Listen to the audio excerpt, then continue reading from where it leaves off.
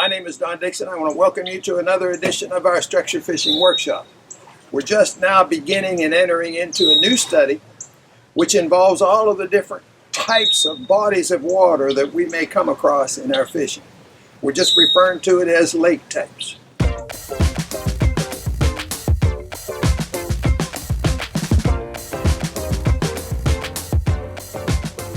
We have an awful lot to deal with. I'm going to give you an example. We have a multitude of different types and sizes of glacier lakes, natural lakes, but we have the Great Lakes as a for instance, Ontario, Lake Michigan, Lake Erie, huge bodies of water, but they are in fact natural lakes.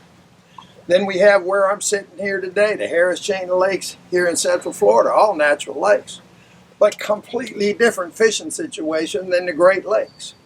So, as I mentioned the last time we talked, we can't just pigeonhole everything and go through it like in 5 minutes and have all the answers. It doesn't work that way.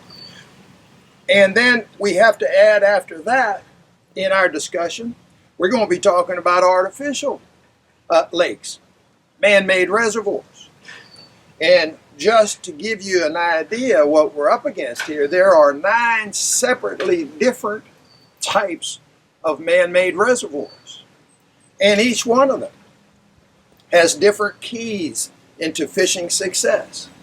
So we have an awful lot to deal with, and that says nothing about like the farm ponds and strip pits and the tidal basins and sloughs and all of the different rivers that we may have to talk about. We have a big area of discussion that if I tried to give you every little piece of minutia concerning every one of those fishing situations, we'd be here all summer on that. And I realize that fishing season is just starting to open in most parts of the country, and you guys got to get fishing.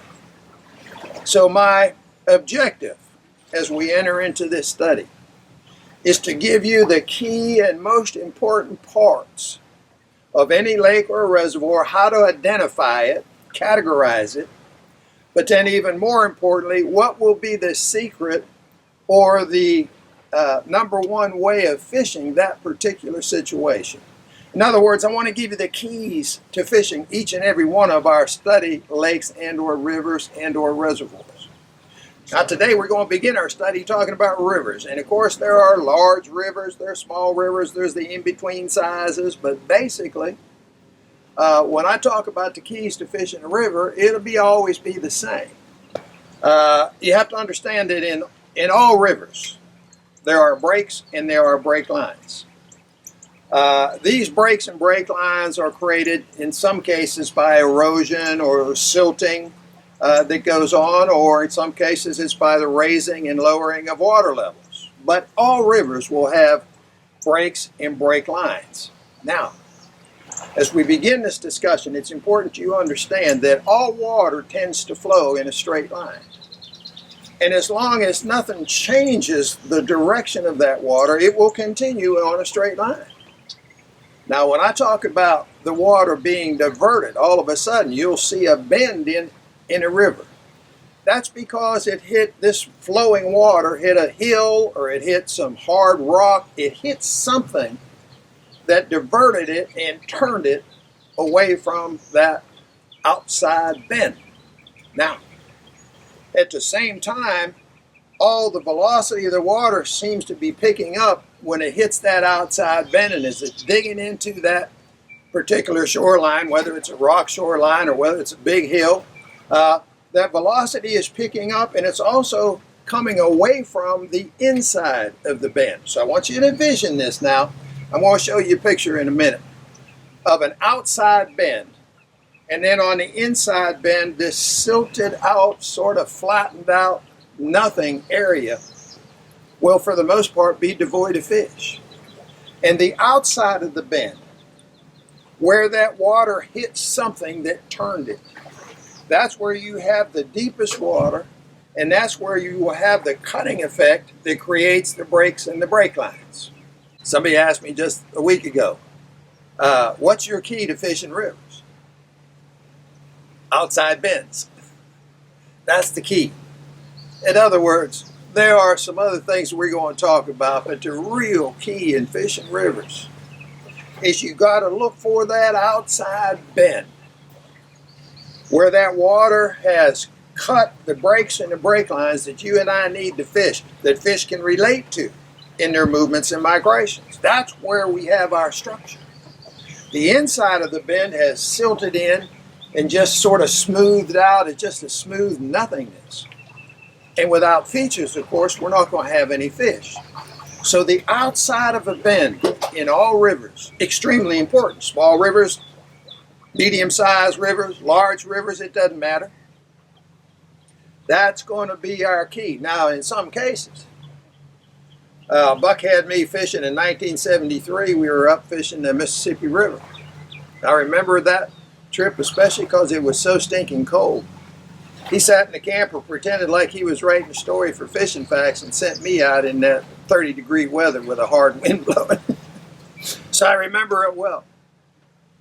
But of course, he had explained to me prior to all of that that the key, even in fishing the big rivers, the key will be the outside bends. Now, in the case of the Mississippi where we were fishing, that outside bend was probably 2 miles long. It's quite a big area.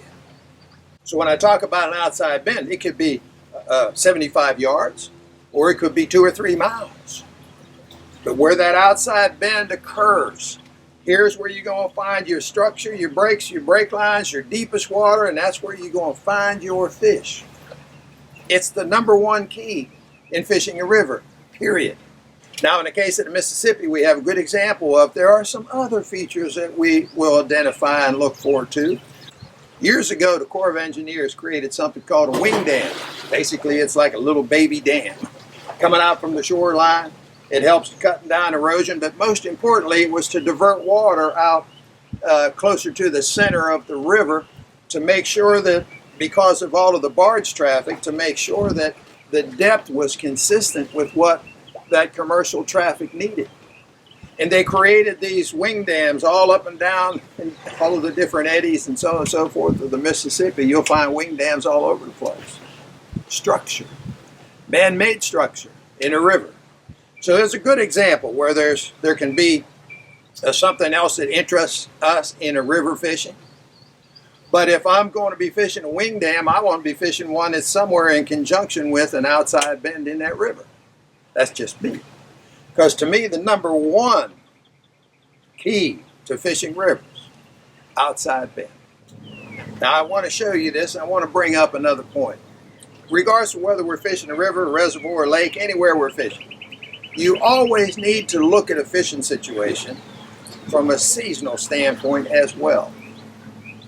Now, even though we're not involved in the general interpretation discussion right now, it is important that I bring this up. We should always think in terms of seasonal movements when we're looking at a fishing situation. So in this case, like I'm showing you on this map right here, we have our outside bend, which we know is the key for the bulk of the season. However, if we look at it from the standpoint of pre-spawn and spawning season, we look at that outside bend where we have sharp, steep, deep water that's probably not real conducive to a spawning area for the fish. So I don't want to confuse you right out of the box with all of this stuff, because we spent way back when we started talking about basic movements and seasonal movements of the fish, we showed that the bulk of the season, the fish will move to the more shallow, gradual, sloping areas. And the steep banks is where we'll be looking for the fish pre-spawn, and then leading to a bay or a side feed or stream cut when we're looking for the actual spawn and fish. In a river situation, again, not to confuse you, but in a river situation, it's the opposite. I would look for a back area like I'm showing in this figure, this drawing right here. I'd look for a back area like that. I'd also look and make sure that there was some, even though there may be 6-inch break lines, something that can lead the fish back to that area. So always keep that in mind. 99% of the time when we're fishing a river, we're fishing for those summertime fish. We're fishing for the bulk of the season. It's going to be on the outside bend. During the spawn, you may need to be investigating the inside, which normally looks pretty shallow and pretty flat, and see what's connected to that. That could be where your spawning fish are. So learn in fishing rivers the importance of those outside bends and how to fish them. So that comes down to actually how to fish them. We'll talk a little bit more in presentation of lures, but let me just finish by saying this. When fishing a river, most of the time, I'm going to spend trolling as opposed to casting. Now, if it's a spawning season, I'm back in that little back area I showed you, I'd be casting. Best way to cover it all. However, for the bulk of the season, mostly you're going to be trolling. And some of those outside bends, like I say, will be 2-3 miles long. You have to locate those fish. So trolling is the quickest and best way to do it. And many times you'll have current, like at my summer school, I've mentioned this before, have so much current in that great area where we caught so many walleyes. Trolling was the only way to do it. So if your river has significant current, you're almost forced to do nothing but troll. Now, if it's just a slight current, I'm still going to do most of my fishing by trolling, but once I locate fish, once I hit fish, I'm going to go to the cast because I always do that. In the case of my summer school, that current was 10-12 mile an hour. I couldn't go to the cast. But in most cases, you'll be able to go to the cast to check it out. School of Fish is there. You want to be on the cast if possible. But the majority of the time when fishing rivers, I'm trolling. Just take that to the bank. That's really what you're going to be doing most of. And the real key to fishing a river, pretty simple. Find those outside bends and you found your fish. Okay, with all that being said, I want to thank you for joining me today, and I want you to continue to like us on Facebook, follow us on Instagram, and be sure to subscribe if you haven't already done it. We appreciate you. In fact, I want to mention right here, we've been talking for the last 12 months about how we needed to get to 1,000 subscribers to get better placement and reach more people and so on and so forth. And all of a sudden now we're at 988.